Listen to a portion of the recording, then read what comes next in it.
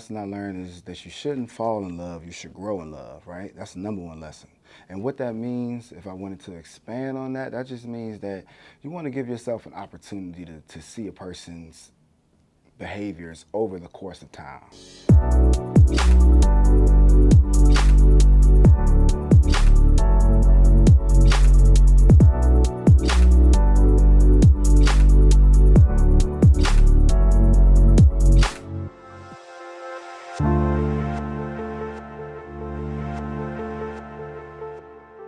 So we met, I want to say it was 2014, like April, probably 2014. Yep. This relationship in particular has become a basis for a whole concept for an album, right, that I put together. But more or less the qualities that attracted me to her, they were like her unselfishness, like she was mad unselfish. She was driven herself. She was, you know, as they say, altruistic. So she was willing to give, and she was smart too. She was smart, she was a planner, she was a hustler. Obviously she was fine too physically, but it was all the other intangible qualities. Those are the qualities that will make me be attracted to a girl. So things outside of just the way she look or whatever, like how her body's built. Of course I want that too, but it's the other things that'll make me want to consider something more. What went wrong, man, was realistically, it was me. It was me not being honest with myself, right? So I saw that the relationship was trending in the direction where she liked me, and I liked her a lot too, right? But I know that at that time, my life and my lifestyle was one that I was focused on very specific things, and I had a very specific mission and goals that I'm trying to get to. However, you know, I sort of allowed myself to give in to something that I really didn't want to be a part of. So, you know, one time in our many communications, she sort of communicated to me that she wanted to be in a relationship. And I didn't know how to say no, realistically, right? Because I was like, I see all these good qualities in her. I don't want to miss those good qualities in her, per se. So, you know, I think it was wrong for me to see those good qualities, but then to not be confident enough to say, hey, look, I see those good qualities in you, but I'm still not ready for a relationship.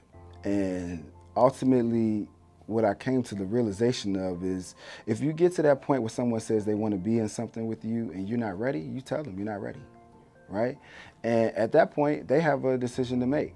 You know, they have a decision to determine if they want to continue going forward with you in this sort of like ambiguous realm. But I think if y'all like each other, it's nothing wrong with moving forward and exploring that. Well, I think the number one lesson I learned is that you shouldn't fall in love, you should grow in love, right? That's the number one lesson.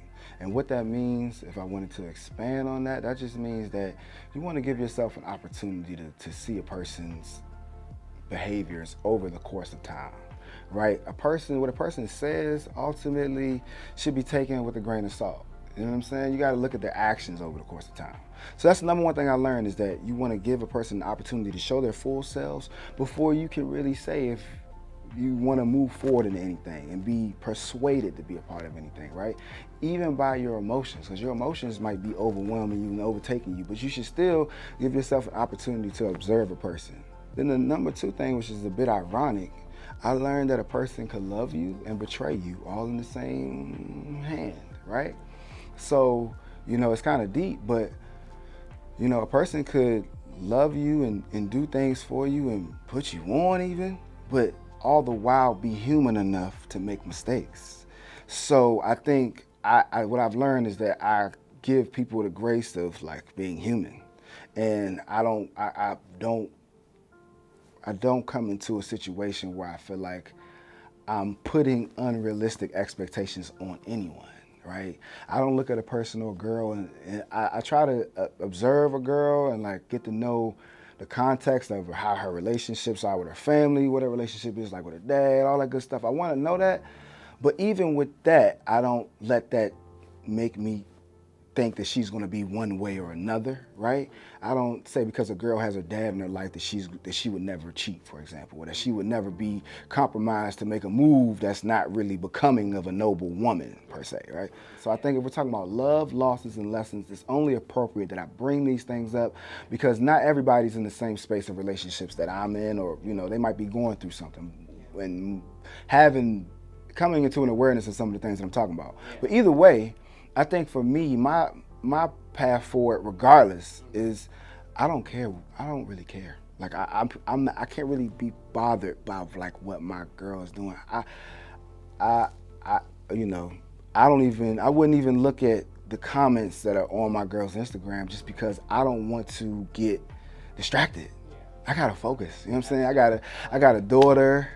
My daughter's counting on me to be 100 and on point and on my square at all times because I gotta provide for my daughter. You know what I'm saying? So it's like I just don't focus in minor and I major in the minors. I try to focus on the major things.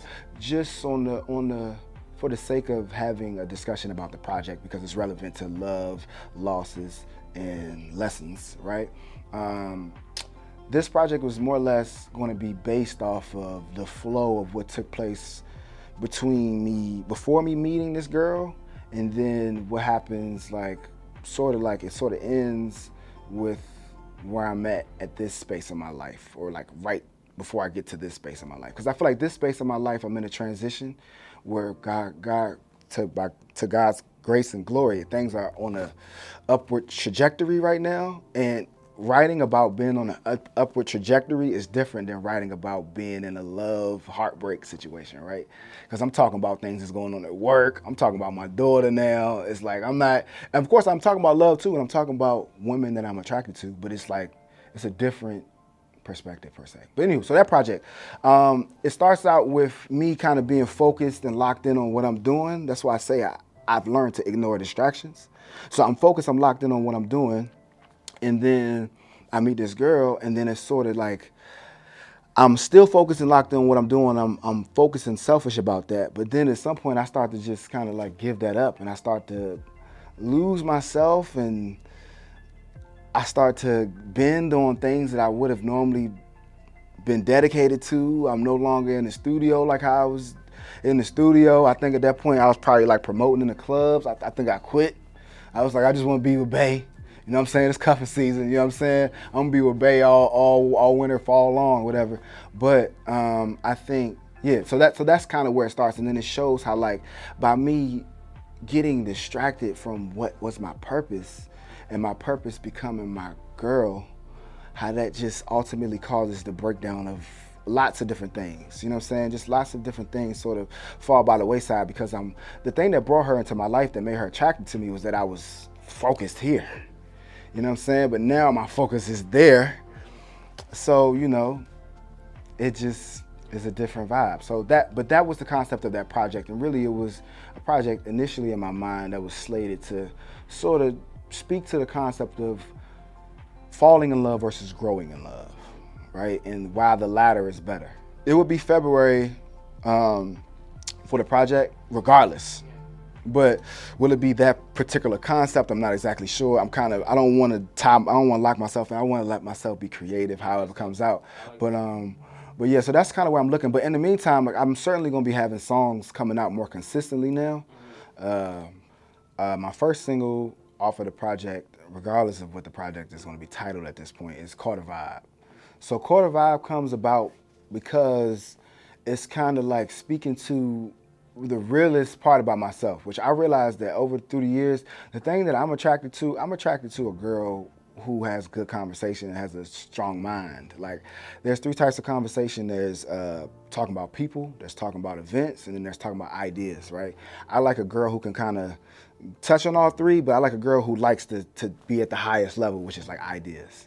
So this song is about more or less having, like, kind of like being on a date, like on a date night with a girl, and y'all having that conversation that makes you say, whoa, fuck, like, I'm incredibly attracted to this girl, and I want to, like, take things further.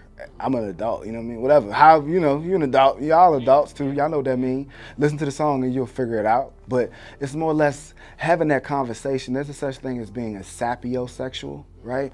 A person who likes engaging conversations and that turns them on, like intellectual conversation. That's what I am. So this song is speaking to that, and it's speaking to like sort of being with a girl who takes you to that place, and then you kind of start imagining what it would be like if y'all were intimate on a physical space outside of being intimate in a mind space. It's like y'all having mind sex, and it makes you want to have actual sex. Any last words on love, man? Love is real. I feel like love creates, and that's the sentence right there. Love creates. It creates lots of different things. It creates people. It creates art. It creates product. You know what I'm saying? So love creates, and love is a powerful force.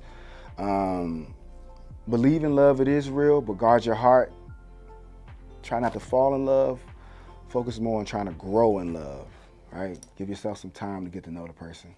And that's really all I gotta say, man. My name is Nick Sneed Music, the sexiest physicist to ever sing R&B and rap. You know what I'm saying? Yacht Club, shout out Yacht Club, the youngest on Top Club. Shout out my brother Lysious. Thank you for having me, man. Shout out Howard University. Yo-Yo, 2 Times Apparel. Shout out my brothers at Bison Corner. Shout out my daughter, Sky. Her mother, my mother, my father, who loved each other to all make all of us. And that's really all I got, man. I'm signing out. Oh yeah, I know you're the light.